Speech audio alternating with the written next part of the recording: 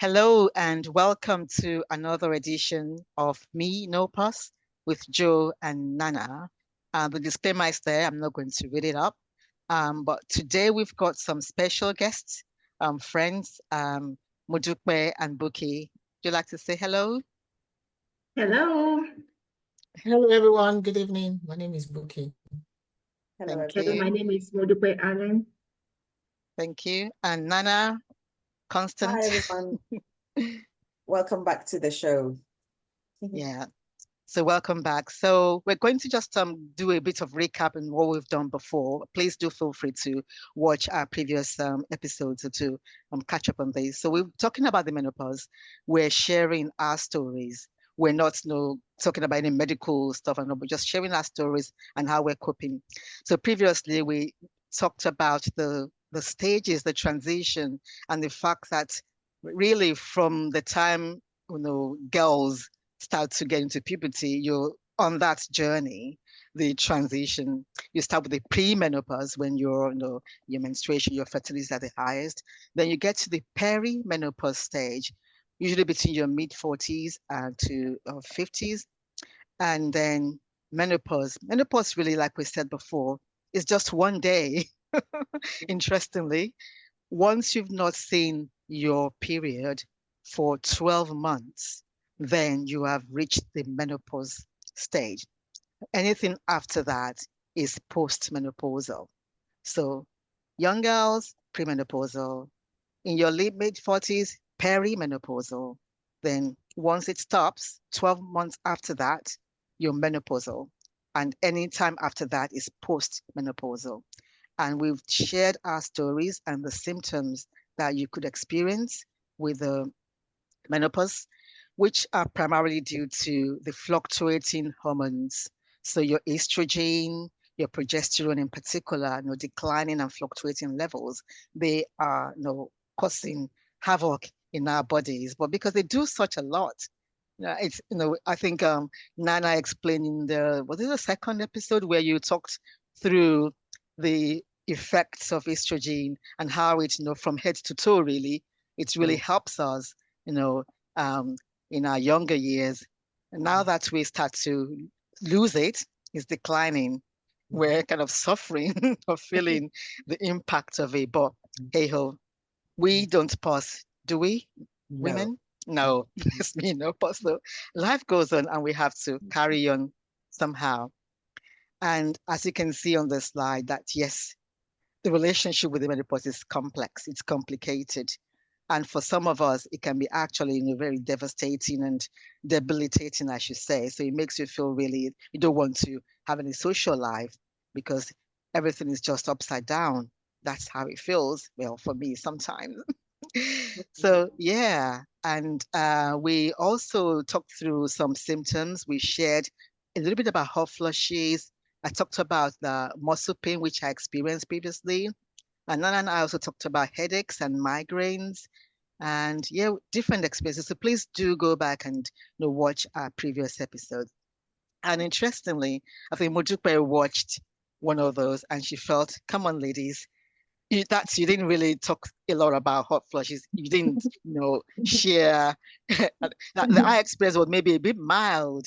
So she's here today to talk about her experience of hot flushes and how she's coping with it.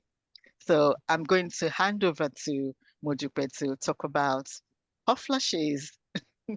Thank you, Modupe. Thank you. All right. My experience with hot flashes is so different from what I heard, and that's why I told like Joel that I need to kind of have a meeting where I can share my own experience. I started post-menopause very early.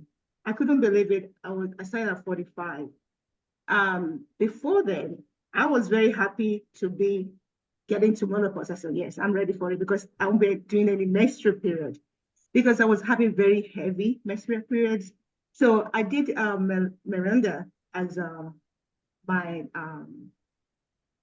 my what do they call it? My Contraception. contraceptive. Thank you. So I did that because I didn't want to do the menses. So you see how I was looking forward to not having menses at all. So I did that for 5 years. Then I took it off. Then I started having heavy bleeding. So I was like, I can't stop. I can't just wait. All right. When the time came, I didn't even believe that it was because it was in and out. So I was happy. I was like, oh, I'm getting there.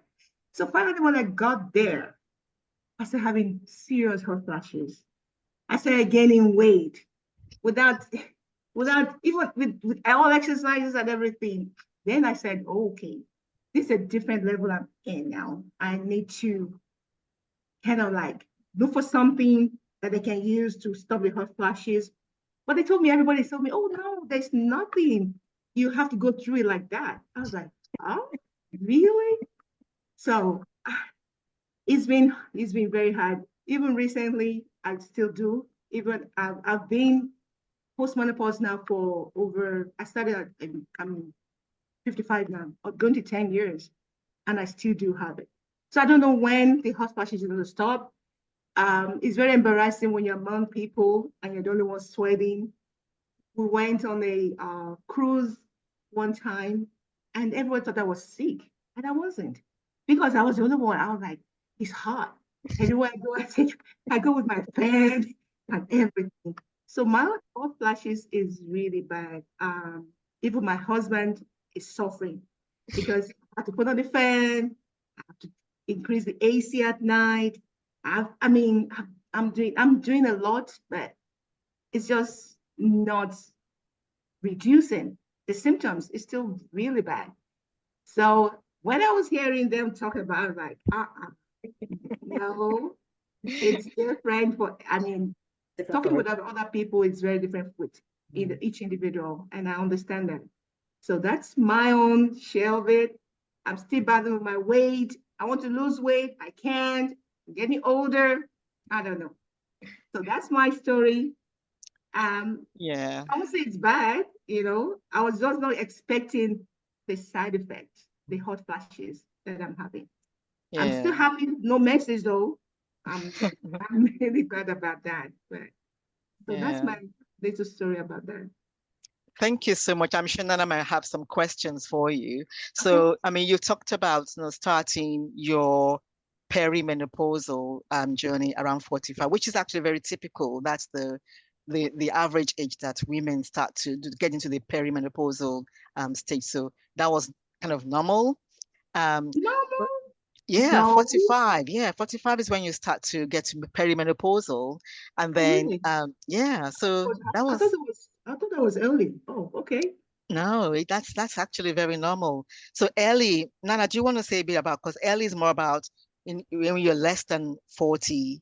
Some people can start earlier, maybe 40, but less than 40, it could be due to premature ovarian deficiency. But some Mm, people can start as early as 40.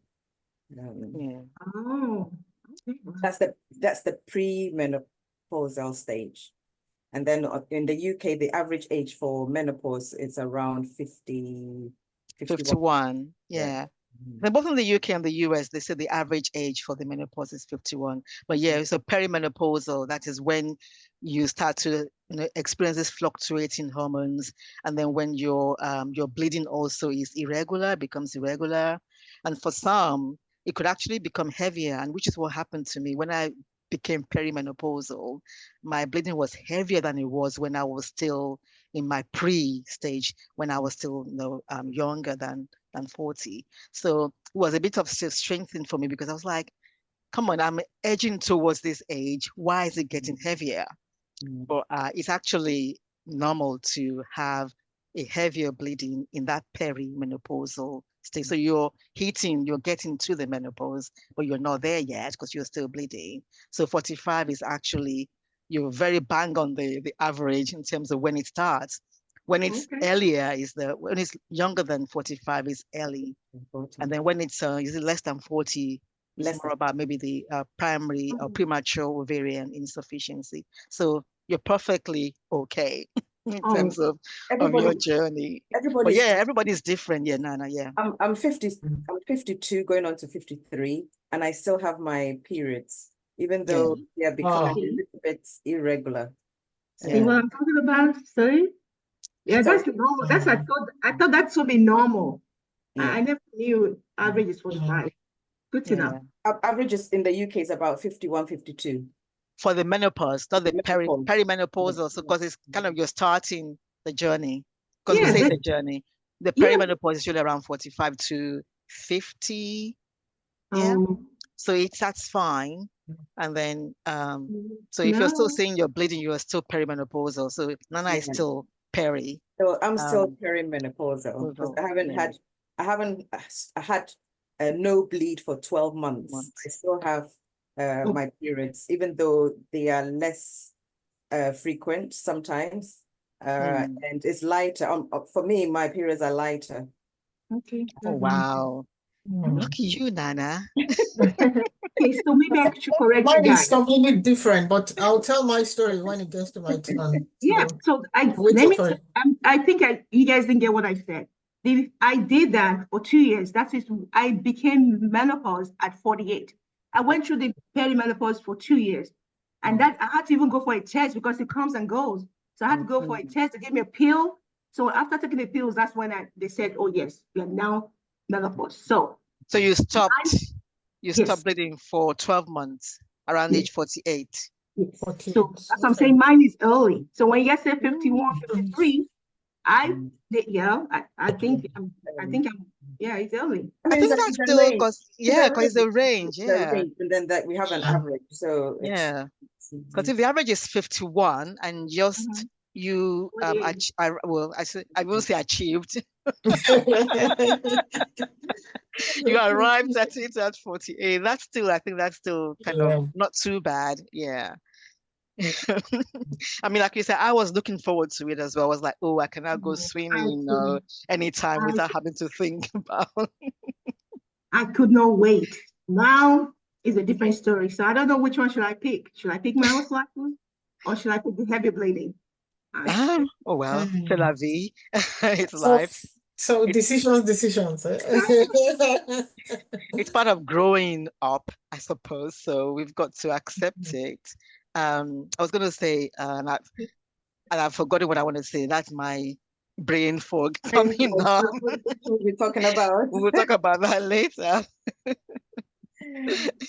Yeah, it's interesting because it happens to